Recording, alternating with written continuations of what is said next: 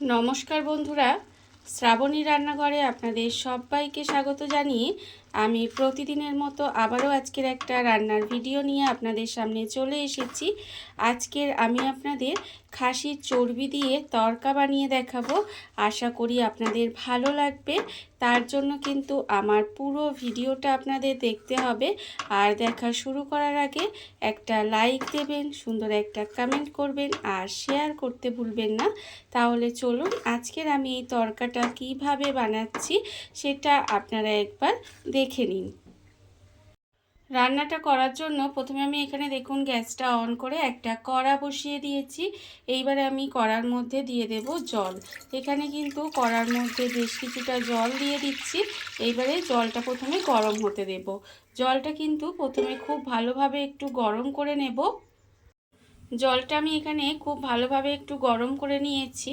এটা কিন্তু একটু ভালোভাবে গরম করে নিতে হবে। এইবারে আমি এর মধ্যে দিয়ে দেব, দেখুন এখানে আমি তড়কার ডালটা আগে থেকে জলে ভিজিয়ে রেখেছি।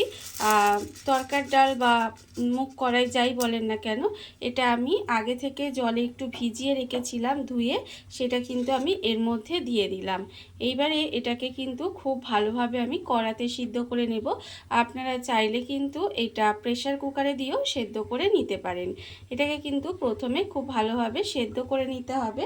আমি এটাকে একটু ঢাকা দিয়ে গ্যাসটা লো টু মিডিয়ামে দিয়ে এটাকে ভালোভাবে সেদ্ধ হতে দেব। আর প্রতিদিনের মতো আমি একটা কথাই বলবো যে প্লিজ আমার ভিডিওটা আপনারা টেনে টেনে দেখবেন না, পুরো ভিডিওটা দেখুন, আশা করি আপনাদের ভালো লাগবে। তাহলে চলুন আমি প্রথমেই ডালটা সেদ্ধ করে নিই। ঢাকা দিয়ে আমি বেশ কিছুক্ষণ এইভাবে রান্না হতে দিয়েছিলাম। আর এর ফলে আপনাদের দেখাচ্ছি, দেখুন এখানে কিন্তু ডালটা আমার খুব ভালোভাবে সেদ্ধ হয়ে গেছে।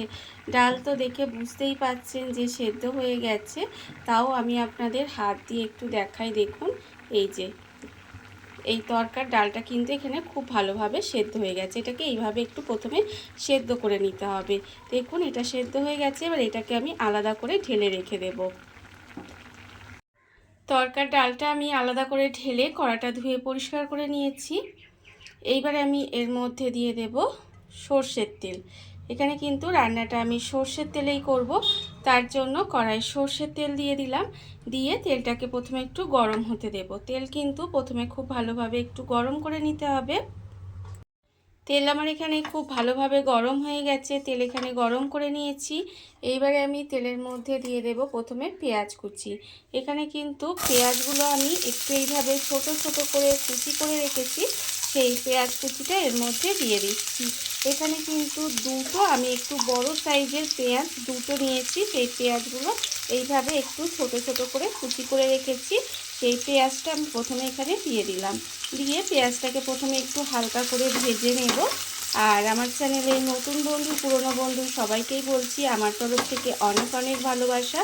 নতুন বন্ধুদের বলবো যদি আমার চ্যানেলটা সাবস্ক্রাইব করেন তাহলে পাশে থাকা বেল বাটনটা অবশ্যই প্রেস করে দেবেন, যাতে আমি যখনই কোনো নিত্য নতুন ভিডিও আপলোড করব সবার প্রথমে আপনাদের কাছে নোটিফিকেশান চলে যাবে এবং আপনারা আপনাদের সময় মতো ভিডিওটা দেখে নিতে পারবেন। আর পুরনো বন্ধুদের বলবো এইভাবে আমার পাশে থাকার জন্য, আমাকে এগিয়ে যেতে সাহায্য করার জন্য আপনাদের অসংখ্য অসংখ্য ধন্যবাদ। দেখুন এখানে কিন্তু পেঁয়াজটাকে আমি একটু কথা বলতে বলতে হালকা করে ভেজে নিয়েছি। পেঁয়াজটা কিন্তু আমার এখানে ভাজা হয়ে গেছে, এর থেকে বেশি আর ভাজবো না। এইবারে দেবো এখানে রসুন কুচি।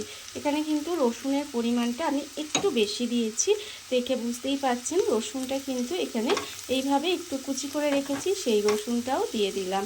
দিয়ে এবার এটাকে একটু সময় ভাজবো। তখন আমি এর মধ্যে দিয়ে দেব কাঁচা লঙ্কা কুচি।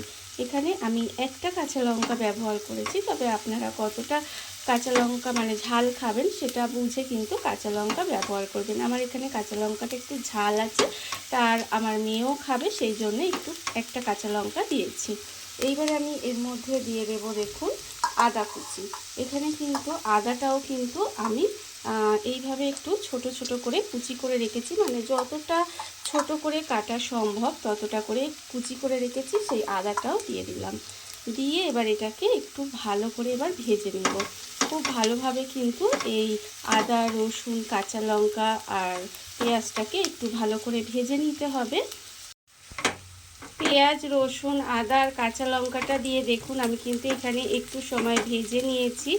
আর ভাজা আমার হয়ে গেছে। এইবার আমি এর মধ্যে দিয়ে দেবো টমেটো। এখানে কিন্তু একটা মাঝারি সাইজের টমেটো আমি এইভাবে কুচি করে রেখেছিলাম, সেই টমেটোটা আমি এর মধ্যে দিয়ে দিলাম। এইবার আমি এর মধ্যে দেব আন্দাজ মতো নুন, আর দেব আমি এখানে সামান্য একটু হলুদের গুঁড়ো, আর দেব এখানে ঝালের জন্য লঙ্কার গুঁড়ো। আগেই বলেছি কতটা ঝাল খাবেন সেটা বুঝে লঙ্কা গুঁড়ো বা কাঁচা লঙ্কাটা ব্যবহার করবেন।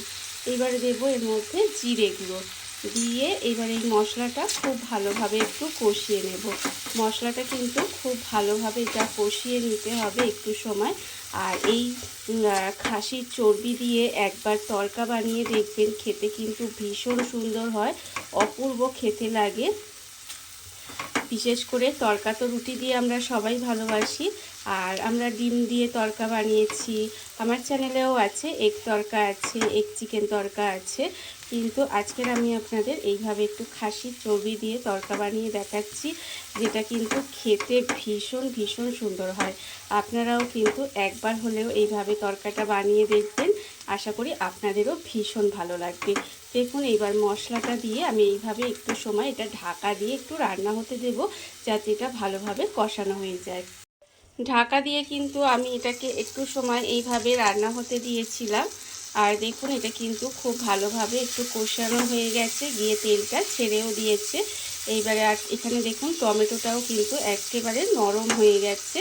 এইবারে আমি এর মধ্যে দিয়ে দেব, এখানে আমি যে খাসির চর্বিগুলোকে না, অল্প একটু খাসির চর্বিগুলোকে এইভাবে একটু ধুয়ে পরিষ্কার করে রেখেছি, আর সেইগুলোকে একটু ছোট ছোট করে কেটে রেখেছি, আর সেটা কিন্তু আমি এখানে দিয়ে দিলাম।